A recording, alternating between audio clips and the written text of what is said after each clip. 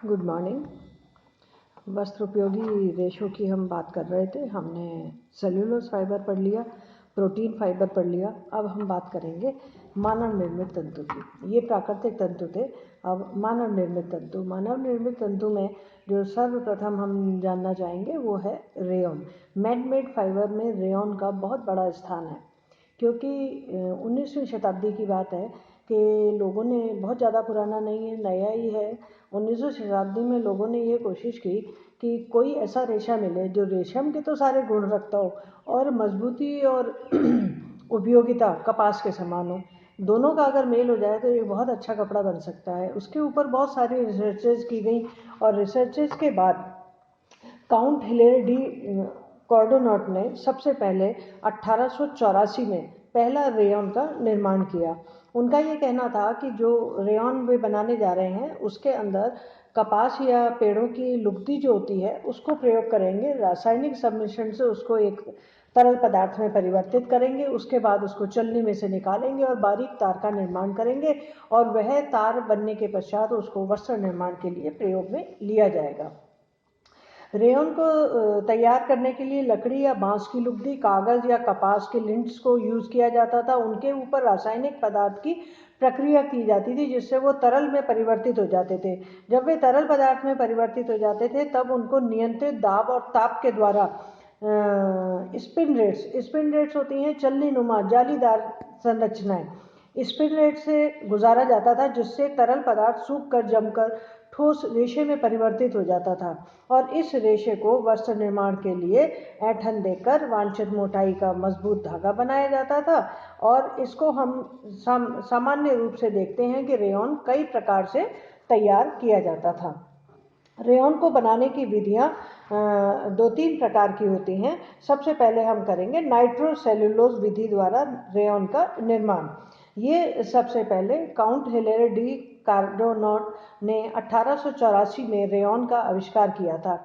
उनको ये विचार आया कि कॉटन की जो पट्टियाँ होती हैं, कॉटन के जो लिंटर्स होते हैं, बारीक कतरे होते हैं, उनको नाइट्रिक अम्ल और सल्फ्यूरिक अम्ल से प्रतिक्रिया कराई, जिससे वह रुई की पट्टियाँ घुल गई और वे एक घोल में परिवर्तित हो गई। अब इस घोल को अल्कोहल और ईथर से प्रतिक्रिया कराई गई, जिससे कि वह तरल में परिवर्तित हो गया और इस गाढ़े घोल को कोलाइडल घोल कहा गया। यह कोलाइडल घोल स्पिन रेट के बारीक छिद्रों से होकर गुजारा गया, जिसमें अल्कोहल और ईथर तो वाष्पशील होते हैं तो वो तो उड़ गए और घोल सूखकर रेयॉन के धागे में परिवर्तित हो गया। तो सबसे पहले जो नाइट्रोसेल्यूलोज रेयॉन बनाया गया उसमें कपास की पट्टियाँ, उनके ऊपर सल्फ्यूरिक अम्ल और नाइट्रिक अम्ल का प्रयोग किया गया और उससे रेयॉन का निर्माण किया गया। दूसरा है क्यूप्रामोनियम विधि द्वारा रेयॉन का निर्माण। इसमें रुई की पट्टियाँ ली गई, उनके ऊपर सोडियम हाइड्रोक्साइड को डाला गया और उनको उबाला गया। उबालते समय उसमें क्लोरीन और ब्लीच डाली गई, जिससे कि वह तंतु सफ़ेद हो गए।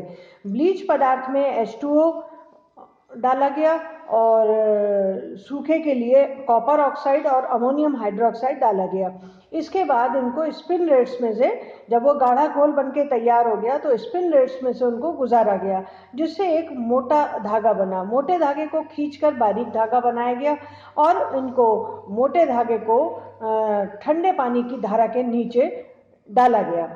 जब उनको नियंत्रित ताप और ठंडे पानी का संयोग मिला तो उनको एक स्थिर संरचना मिली और यह धागा कहलाया क्यूप्रामोनियम रेयॉन। इसके बाद तीसरी विधि से बना विस्कॉस विधि से रेयॉन। विस्कॉस विधि, ये इंग्लैंड के एक वैज्ञानिक थे, क्रॉस, वीवन और पीडल, इनके द्वारा 1892 में किया गया। इन्होंने क्या किया कि लकड़ी, बांस की लुगदी, कपास की पट्टियाँ, सोडियम हाइड्रोक्साइड, इनका क्षारीय सॉल्यूशन तैयार किया। इस क्षारीय सेलुलोज को एक डेफिनेट ताप और दाब के साथ 3-4 दिन तक रखा गया और फिर उसके ऊपर कार्बन डाइसल्फाइड की प्रतिक्रिया करवाई गई। इस प्रतिक्रिया करने से एक्सेंथेट सेलुलोज तैयार हुआ। एक्सेंथेट सेलुलोज के ऊपर सोडियम हाइड्रोक्लोराइड का हल्का घोल डाला गया, जिससे यह गाढ़े घोल में परिवर्तित हो गया। गाढ़े घोल को चलनी के द्वारा, स्पिन रेट्स के द्वारा निकाला गया, जो अम्लीय माध्यम था उसका, और उससे जो सूख करके रेशा निकला उसको रेयॉन का नाम दिया गया। ये विस्कोस विधि का रेयॉन है। इसके अंदर जो रेशा बनता है वह भी रेशम के समान चिकना समानांतर लंबाई का इस प्रकार का बनता है। फिर दूसरा बनाया गया एसीटेट सेल्यूलोज रेयॉन।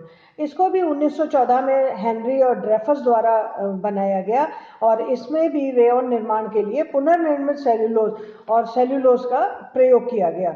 इसमें लकड़ी और बांस की लुगदी ली गई, उस पर ऊपर एसिटिक अम्ल डाला गया।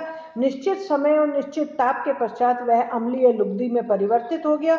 इस अम्लीय लुगदी के ऊपर एसिटिक एनहाइड्राइड डाला गया, जो सेल्यूलोज एसीटेट के घोल में परिवर्तित हो गया। इस सेल्यूलोज एसीटेट घोल के ऊपर ठंडा पानी डाला गया, जिससे सेल्यूलोज का सफेद फ्लेक्स बन गए। इन सफेद फ्लेक्स के ऊपर एसीटोन डाला गया। ये फ्लेक गाढ़े घोल में परिवर्तित हो गए, और फिर इस गाढ़े घोल को स्पिन रेट से गुजारा गया, जिसमें नियंत्रित ताप और भाप प्रभावित की गई, और इससे रेयॉन का रेशा बना, जिसको एसीटोक रेयॉन कहा जाता है। रेयॉन रेशे के जो तैयार किया गया, यह रेशम के समान अत्यधिक चमक वाला था, तो इसकी थोड़ी चमक करने के लिए इसको ऐसा प्रयोग किया गया कि इसकी चमक को कम करने के लिए तेल, मोम, पैराफिन आदि का प्रयोग किया गया। फिर इनकी कताई की गई। कताई में इनकी मोटाई व ऐंठन को स्पिन रेट्स के छिद्रों के व्यास के अनुरूप निकल के आने वाले रेशे की लंबाई आवश्यकता अनुसार रखी गई। जितना लंबा हमें रेशा चाहिए था वो ले लिया गया। फिर बहुत सारे रेशों को मिलाकर बहुरेशीय, जिसको हम मल्टी फिलामेंट यार्न कहते हैं, पॉली यार्न कहते हैं, उनका निर्माण किया गया, और उनके ऊपर कता हुआ धागा बनाया गया, जिसको स्पन यार्न कहते हैं। स्पन यार्न बनाकर और फिर उनके ऊपर परिसज्जाएं की गई, जिसको वस्त्र निर्माण के लिए प्रयोग में लाया जाता है।